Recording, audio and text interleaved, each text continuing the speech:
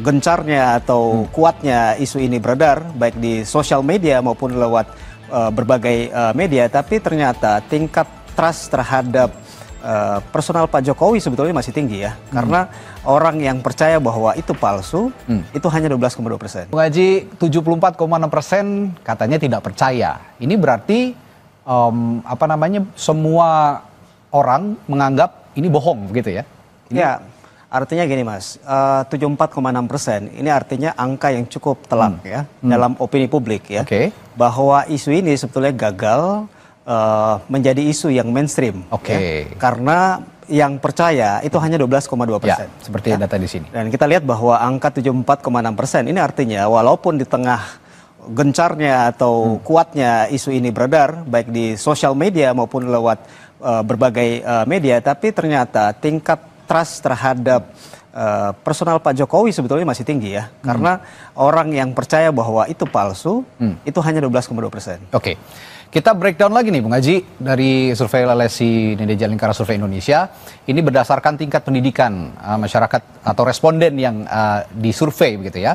Untuk tingkat SD, SMP, SMA dan D3 ke atas atau mungkin strata 1 ya ini ya. Nah, yang menjawab tidak percaya paling besar setelah di tingkat SD 81,5%, lalu SMP 73,7%, 69,8%, D3 ke atas 76,5%.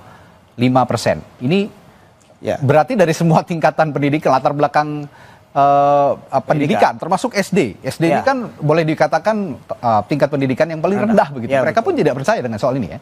Ada dasarnya apa? Bisa dijelaskan? Sebetulnya dua. Yang sebetulnya yang menarik adalah ketika kita membreakdown data ini ke mereka yang percaya isu ini. Kalau kita lihat dari mereka yang tidak percaya atau sebaliknya percaya bahwa ijazah Pak Jokowi asli, itu terjadi pada semua segmen pemilih atau semua segmen demografi. Mayoritas tidak percaya bahwa isu ijazah Jokowi palsu ya. Tapi ketika kita tanya tentang mereka yang tidak percaya, justru yang tidak percaya ini banyak pada segmen di menengah bawah, baik secara pendidikan maupun secara tingkat pendapatan. Jadi segmen ini sebetulnya segmen yang sejak lama merupakan basis pemilih Pak Jokowi maupun pemilih Pak Prabowo Gibran pada pemilu 2024 kemarin. Jadi justru yang percaya adalah segmen menengah ke atas, secara pendidikan maupun secara pendapatan. Jadi kalangan terdidik ya atau terpelajar ya, kelompok menengah atas yang tinggal di perkotaan, justru mereka yang lebih banyak percaya dengan isu ijazah palsu Jokowi. Ini yang menarik sebetulnya. Yang di perkotaan justru ya? Ya, di perkotaan. Percaya. Jangan lupa dalam persepsi publik ya, kalau kita bicara tentang berita yang dianggap hoax ya, itu sebetulnya harusnya di level paling bawah. Karena level paling bawah secara pendidikan misalnya adalah mereka yang tidak punya akses yang cukup terhadap informasi, sehingga gampang terpapar pada informasi yang belum benar ya. Tapi kalau kemudian justru yang percaya adalah masyarakat di segmen menengah atas, ini yang kemudian menjadi pertanyaan, kenapa demikian? Selanjutnya kita breakdown lagi berdasarkan kategori generasi ini ya. Generasi ini ada generasi Gen Z, ini 27 tahun ke atas, milenial 28 hingga 43 tahun, Gen X 44 hingga 59 tahun, dan baby boomer 60 tahun ke atas. Termasuk Gen Z juga sepertinya semua tidak percaya, mayoritas tidak percaya. 71,4% Gen Z yang disurvei oleh LSI ini tidak percaya. Lalu milenial 73,7%, Gen X 76,1%, dan baby boomer 76,2%. Yang Anda katakan tadi klaster perkotaan yang ini kan mewakili juga generasi ya. Generasi Z ini kan juga banyak yang teredukasi di perkotaan. Kalau kita lihat semakin tinggi usia, makin tinggi pula mereka yang tidak percaya pada isu ijazah palsu Pak Jokowi ya. Justru memang sedikit terjadi perbedaan di generasi Gen Z ya, karena generasi ini sebenarnya generasi yang cukup punya paparan yang lebih kuat, lebih mudah terhadap media sosial maupun informasi yang variatif ya. Jadi kalau kita lihat memang paling kecil walaupun mayoritas 71,4%. Mereka yang tidak percaya atau percaya terhadap isu ijazah palsu justru di Gen Z-nya paling tinggi 14,3%. Nah selain generasi, kita akan breakdown lagi berdasarkan partai politik. Ini juga tidak kalah menarik. Dari Partai Gerindra, Golkar, PD Perjuangan, PKB, Nasdem, PKS, Demokrat, dan PAN. Kita lihat yang tidak percaya, Gerindra itu 80,5%, lalu Golkar 80,6%, PDIP 80%, PKB PKB 80,8%, Nasdem 75%, PKS 28,6%, Demokrat 67,7% dan PAN 50%. Saya tertarik ke PKS. Ya.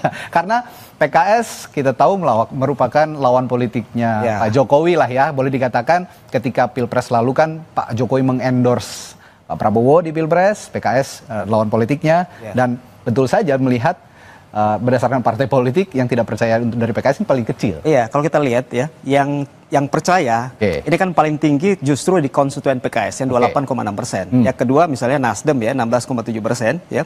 Jadi di konstituen partai yang sebetulnya berlawanan atau orientasi politiknya berbeda dengan kubu pemerintahan saat ini ya.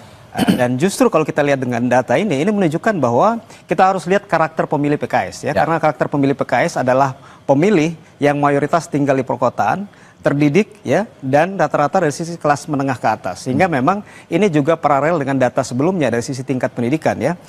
Jadi kita lihat memang menarik. Partai koalisi, partai oposisi yang konstituennya justru mayoritas tidak percaya justru PDIP ya. Ini menarik, padahal mereka adalah partai politik yang kemarin berbeda di saat pemilu 2024. Kalau kita lihat ini memang tidak bisa terlepas dari posisi Pak Jokowi sebelumnya. Kita tahu bahwa Pak Jokowi lama di PDIP ya, di konstituen PDIP basis akar rumput sebetulnya Pak Jokowi masih punya kekuatan yang signifikan. Oleh karena itu kita lihat di basis PDIP sebetulnya tidak banyak terpengaruh dengan isu ijazah palsu Pak Jokowi. Itu yang menarik. Tidak cuma partai politik, LSI Denny Joa juga mengukur dari pemilih capres ya pada saat Pilpres. Kita akan lihat pemilih Anies Baswedan, Ganjar Pranowo, Prabowo Subianto, dan juga rahasia.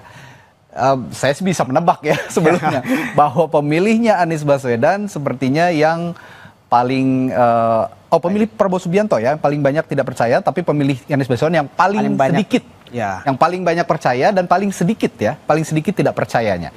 Ini bisa Anda jelaskan soal ini? Ya, pertama tetap ya bahwa mayoritas sebetulnya tidak percaya, termasuk pemilihnya Pak Anies ya, 51% tidak percaya. Tapi kalau kita lihat segmentasi yang percaya, itu yang tadi saya sampaikan bahwa dari sisi breakdown data kita lihat sebetulnya yang tidak percaya terhadap isu ijazah palsu ini sebetulnya merata hampir di semua segmen. Tapi yang percaya itu hanya terkonsentrasi pada segmen tertentu.